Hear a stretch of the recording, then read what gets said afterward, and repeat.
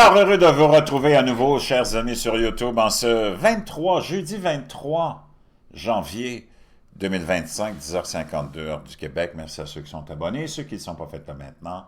Merci à ceux qui m'envoient des liens, des messages, toujours pertinents, intelligents et très appréciés. Merci à ceux qui vont commenter la vidéo. Dites-moi d'où vous regardez. Écrasez le petit pouce en l'air et partagez la vidéo. Donald Trump est en poste depuis 2 jours. La Terre continue de tourner, tout le monde continue de respirer. Mais il y a tellement de folie au niveau du complexe médiatique, du complexe politique occidental, que c'en est vraiment comique. Au moins, on s'amuse. On les voit délirer. Fait 4 ans qu'ils nous font suer. C'est à nous autres de les faire suer, ces globalistes et mondialistes qui nous donnent que la misère et du pain noir à manger. L'histoire du canal de Panama, en anglais, de Panama Canal, qu'on pourrait dire aussi, en dérision, de Panamac Anal, provoque toute une controverse. Et je vous avoue que je peux comprendre pourquoi. Parce que depuis que Donald Trump est arrivé dans le milieu de la politique, dans les années 2015, quand il a commencé à vraiment être sérieux, et il s'est lancé dans la course des primaires républicaines, le monde a changé. On venait de sortir d'une période anesthésiante, d'une présidence frauduleuse, horrible, que le système a monté de toutes pièces, celle de Tabarnak Obama. Et c'est là où on nous a embarqués dans probablement la plus dégueulasse du moment de l'histoire de l'Occident. Oublie le reste du monde, là, il n'y en avait rien à foutre de Tabarnak Obama. Le système t'a monté cet homme-là et a lancé la période la plus sombre de l'histoire des États-Unis et indirectement de l'Occident, du Québec, du Canada, de la France et des autres pays de l'Occident. Avec la politique d'identité qu'on ramenait up front, à l'avant-plan de tout. On ramenait tout à la race, on démonisait. Et là, on s'était lancé dans la démonisation du blanc hétérosexuel, de la blanche hétérosexuelle. On l'accusait de tous les maux. On reliait tout au racisme.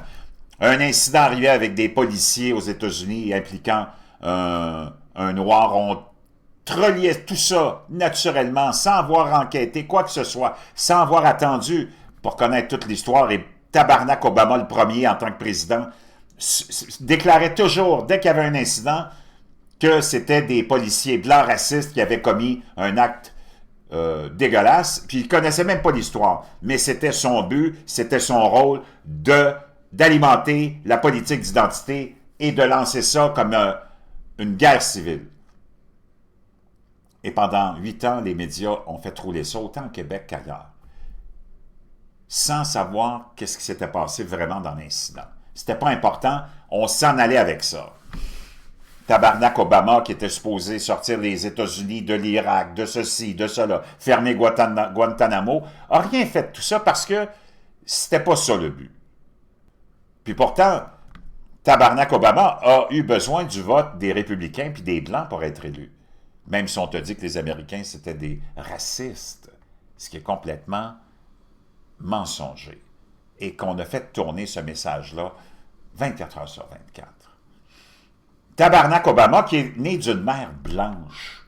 Blanche. C'est une blanche qui l'a porté dans son ventre. Quel hypocrite. Tabarnak Obama, qui est le cousin au 9e degré de George W. Bush.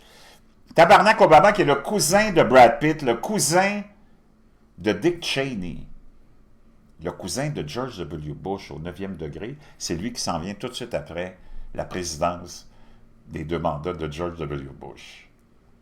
Quelle organisation criminelle. Et il s'en va dans le racisme et la politique d'identité, puis dans son 2e mandat, c'était pas assez, on lui a demandé de rajouter la politique du genre, de la division par le genre. C'est complètement hallucinant. Et on s'est tout fait embarquer là-dedans. Moi, c'est là où j'ai commencé à avoir un éveil, là, parce que je me disais, ça n'a pas d'allure, c'est incroyable. Regarde ici, tu vois la mère de Tabarnak Obama. Tu vois ici le jeune. En pensant à Anne Donham, je revois ses yeux noirs étincelants, son sourire généreux, et à la grande table sur laquelle était étalée une grande variété de plats indonésiens internationaux, blablabla. Donc ça, c'est la mère de Tabarnak Obama. C'est quand même assez hallucinant. Et tu le vois ici avec Lolo Soetoro, tu la vois ici avec Lolo Soetoro, la mère, et Tabarnak Obama, et Lolo Soetoro, qui a été le beau-père de Tabarnak Obama, parce qu'elle s'était remariée après. D'abord, son père, tu ne l'as jamais vu. Il ne s'est jamais occupé de lui. Le Kenyan, Barack Obama Senior. Donc, c'est ta mère blanche qui s'occupe de toi, qui te chérit, qui t'aime, puis tu t'en vas dans la politique de l'identité raciale, puis tu démonises les Blancs. C'est complètement hallucinant qu'on ait assisté à ça, puis qu'on ait avalé ça, puis qu'on ait accepté ça. C'est révoltant même. C'est révoltant. Tu le vois ici encore avec sa mère. Aucun signe de son père. Son père n'a même pas changé une couche de sa vie. OK? Complètement hallucinant que cet homme-là ait eu le culot de nous embarquer dans cette guerre raciale et de politique d'identité. Quelle dégueulasserie! Donc, on se fait jouer toujours, parce qu'on est bon et naïf, nous autres, le peuple. Donc, quand on dit c'est le premier président noir, quel bullshit! Parce que tout est orchestré, tout est de lien sanguin, tu le sais. C'est comme assez hallucinant. Obama et Bush sont des cousins. On nous dit 10e degré, mais c'est vers le 9e ou 10e degré, qui sont liés par Samuel Hinckley de Cape Cod, un blanc naturellement, qui est parti de l'Angleterre pour s'installer aux États-Unis. Complètement hallucinant. Puis il est cousin, Tabarnak Obama, avec 44 sénateurs, dont Ted Cruz. Tout le monde est relié. Tout le monde est relié. C'est complètement hallucinant. Maintenant, j'en reviens au Panama Canal, ou le Panamac Canal, ou le canal de Panama. Donald Trump qui s'en va, puis on est tous... Puis moi, le premier, quand il commence à parler de ça, je dis, voyons, pourquoi le canal de Panama, tu sais, c'est pas aux États-Unis, mais c'est eux autres qui l'ont financé. On apprend finalement, avec Donald Trump, tu apprends plein de choses. Tout le monde a changé depuis l'arrivée de Donald Trump, je te l'ai dit. On ne voit plus les choses de la même façon. Tu n'es plus capable de regarder tes médias, puis de les prendre au sérieux, puis tu ne peux plus regarder tes chanteurs, tes chanteuses, les prendre au sérieux, puis tes acteurs, tes actrices, toutes des activistes qui nous ont endormis pendant des décennies pour garder l'élite au pouvoir.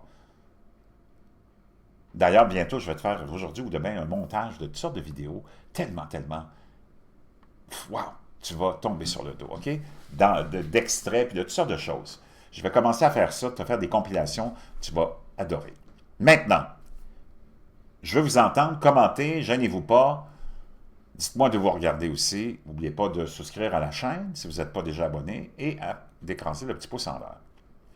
Donc là, tu te dis, il sort d'où Donald Trump avec son histoire du Panama puis du Panama? Ben, le Panama, ça a été financé, construit par les États-Unis et ça a été donné au Panama par Jimmy Carter, qui est décédé la semaine dernière, le pire président de l'histoire de l'humanité. Un jambon, un beigne à l'érable. Même les démocrates étaient gênés de lui parce que c'est une honte, une chance qu'il a juste fait un mandat.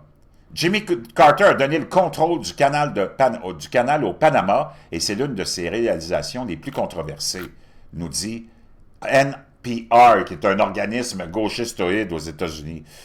Certains de ceux qui y vivaient le considéraient comme une utopie tropicale. La zone du canal de Panama était sous contrôle américain depuis près de 75 ans, mais en 1977, Le président Jimmy Carter a signé des traités avec le dirigeant panaméen, le général... Ah, un général, président panaméen.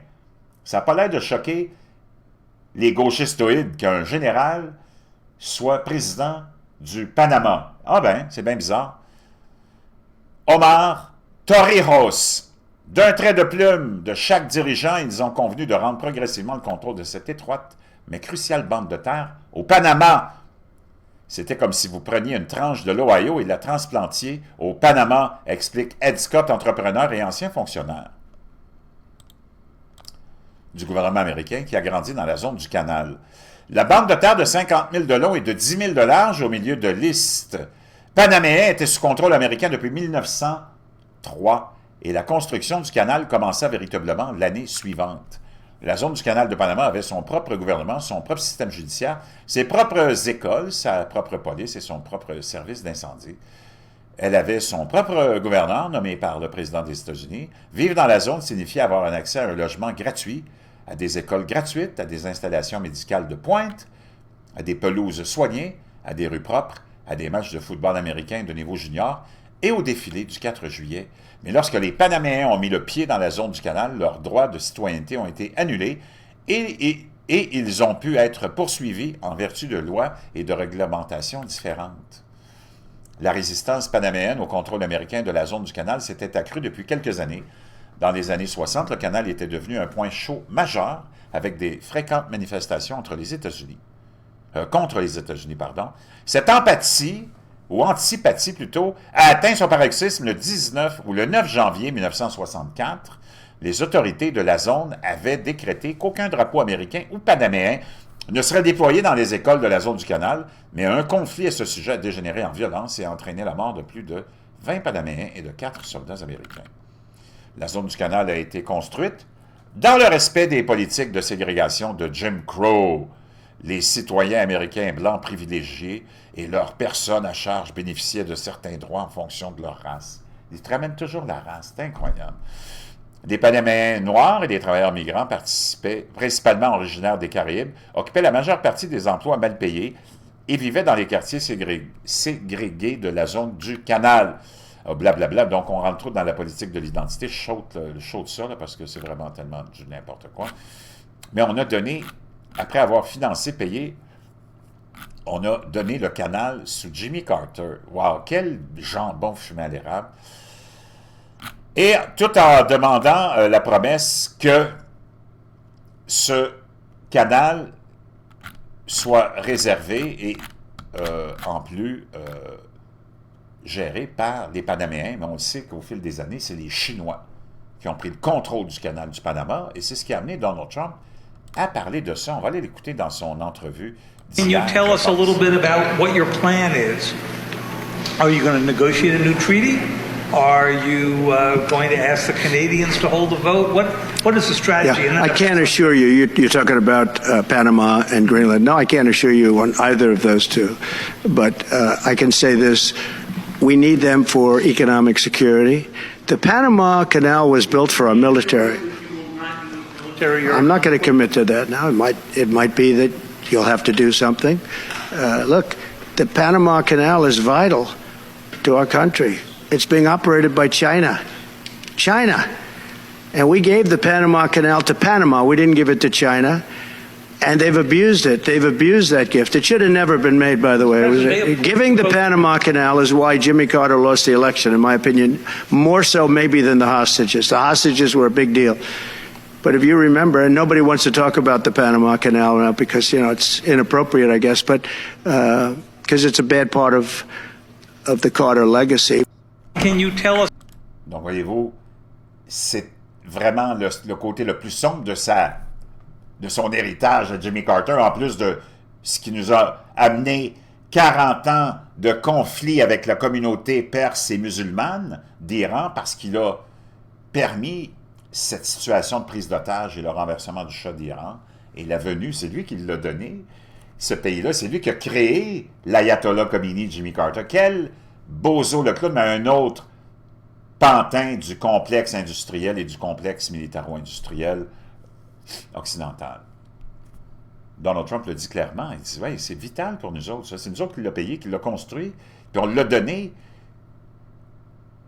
en espérant qu'il reste entre le contrôle, que le contrôle reste entre les mains des Panaméens, mais là, c'est les Chinois qui ont pris le contrôle de ça. Puis on est désavantagés, puis ça nous coûte une fortune. Donc, tout ce que Donald Trump amène sur le terrain, puis sur la table de travail politique, c'est sûr que ça choque tous les globalistes et les mondialistes. Parce que même moi, quand il a commencé à parler de ça, j'étais pas vraiment au courant de l'histoire. Tu ne l'apprends pas, l'histoire, parce que les gauchistes, les globalistes, les mondialistes, c'est leur spécialité, réécrire l'histoire pour que ça convienne à leur tyrannie, à leur agenda de corruption, puis à leur agenda d'autoritarisme. Donald Trump, il remet toujours les pendules à l'heure, puis il te fait toujours voir ce qui s'est vraiment passé. Donc, avant de partir, les petits gauchistes à crier au meurtre, c'est ça l'histoire du canal de Panama.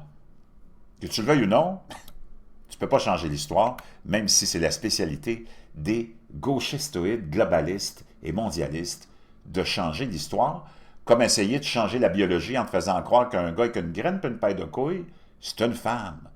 Bravo, la gauche.